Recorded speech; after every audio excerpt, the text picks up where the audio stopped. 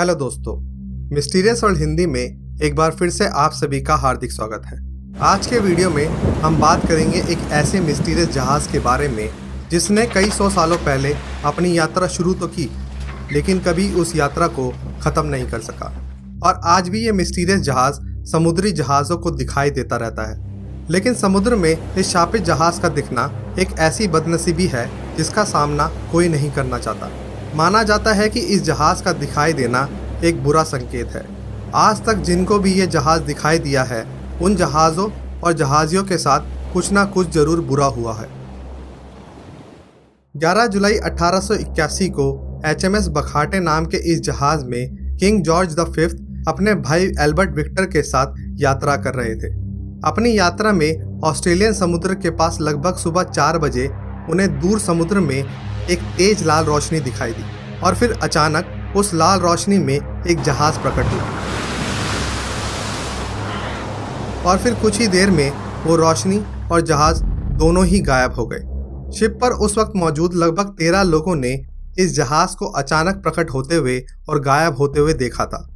जहाज पर मौजूद लोगों को ये अंदाजा हो चुका था कि उन्होंने अभी अभी कुछ मिस्टीरियस देखा है, लेकिन वो शापित जहाज द फ्लाइंग डचमैन था। इसका पता उन्हें तब लगा जब ठीक उसी सुबह HMS बखाटे के उस क्रू मेंबर की जहाज पर ही दर्दनाक मौत हो गई जिसने सबसे पहले उस मिस्टीरियस जहाज को देखा था। उन लोगों ने यह मान लिया कि फ्लाइंग डचमैन के दिखाई देने की वजह से ही यह अपशगुन हुआ है।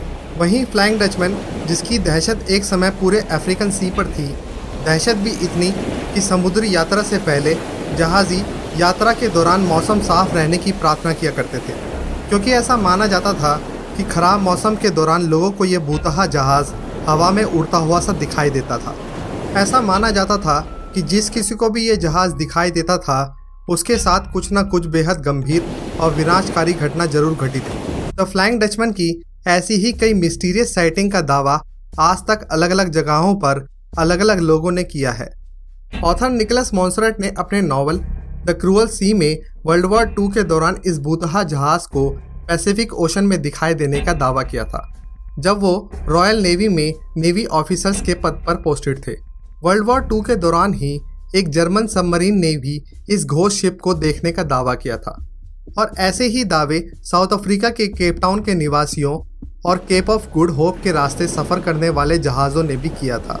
लेकिन ये जहाज़ कहाँ से आता था और कहाँ गायब हो जाता था, इस बात की मालूमात किसी को भी नहीं थी। कई लोग इसे एक मिथक मानते थे और कई लोग इसे एक डरावनी सच्चाई।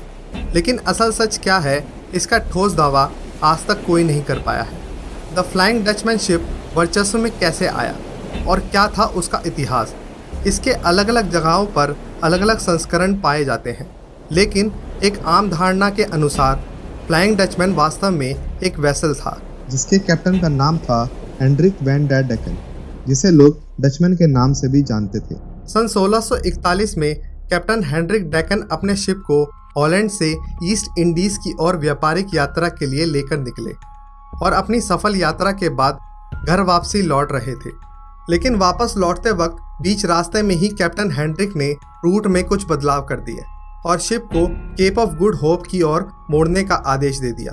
क्रू मेंबर्स कैप्टन के इस फैसले से बेहद नाखुश थे, क्योंकि वो जल्द से जल्द वापस अपने घर पहुंचना चाहते थे।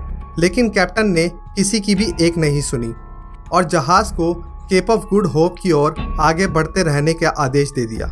लेकिन दुर्भाग्यवश कुछ देर बाद इस जहाज़ का सामना एक भयानक तूफान से हुआ, जिसने इस शिप को निस्तेनाबूद कर दिया और अंततः कैप्टन हेनरिक, उनका जहाज़ और सभी क्रू मेंबर्स को उस भयावह समुद्र ने निकल लिया। इस दुखद त्रासदी का असली जिम्मेदार कैप्टन हेनरिक को ही माना गया। उन क्रू मेंबर्स की बद्दुआओं ने इस शिप को एक शापित भूतहा जहाज बना दिया जो हमेशा किनारे की तलाश में भटकता रहता है। इस कहानी के अलावा इस शिप के भूतहा हो जाने की अन्य कई कहानियां लोगों में प्रचलित है। लेकिन भले ही इस शिप की शापित और भूतहा होने की असल कहानी कोई हो, पर इसका सामना करने वालों का हश्र एक जैसा ही होता है। इन अवधारणाओं के विपरीत अगर मॉडर्न साइंस की दृष्टि से फ्लाइंग डचमैन घोस्ट शिप की साइटिंग को देखा जाए तो इन रहस्यमय साइटिंग्स को साइंस के एक छोटे से फिजिक्स फिनोमिना द्वारा समझा जा सकता है, जिसका नाम है फैटा मोर्गाना। जो कि वास्तव में एक मिराज होता है।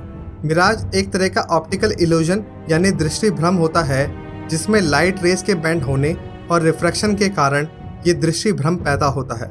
फेटा मोर्गाना भी ऐसे ही एक मिराज है, जिसमें समुद्री सतह के अलग अलग एयर टेम्परेचर और पृथ्वी के होराइजन पर लाइट के बेंड होने के कारण ऐसा ऑप्टिकल इल्यूजन बनता है मानो दूर कोई जहाज स्थित हो, लेकिन असल में वहाँ कुछ नहीं होता। फिजिक्स का ये सिद्धांत ये समझाने में अभी विफल है कि फ्लाइंग डचमैन को देखने वाले लोगों की मौत होने और उनके पागल हो जाने की असल वजह क्या है। तो क्या फ्लाइंग डचमैन से जुड़ी इन घटनाओं में वाकई कोई सच्चाई हो सकती है, या ये कोइंसिडेंस की महज एक श्रृंखला ही है? क्या वाकई द फ्लाइंग डचमैन एक शापित जहाज है, या सिर्फ एक मामूली सा भौतिक सिद्धांत? क्या ये सब सच है या सिर्फ एक मिथ? आपको क्या लगता है? आप अपनी राय हमारे साथ कमेंट्स के द्वारा शेयर जरूर करें और हमारे चैनल को सब्सक्राइब करके बेल आइकन को प्रेस करना बिल्कुल भी ना भूलें। आज के वीडियो में बस इतना ही। बहुत जल्द मिलेंगे एक नए रहस्य, एक नए मिस्ट्री के साथ। तब तक के लिए अलविदा।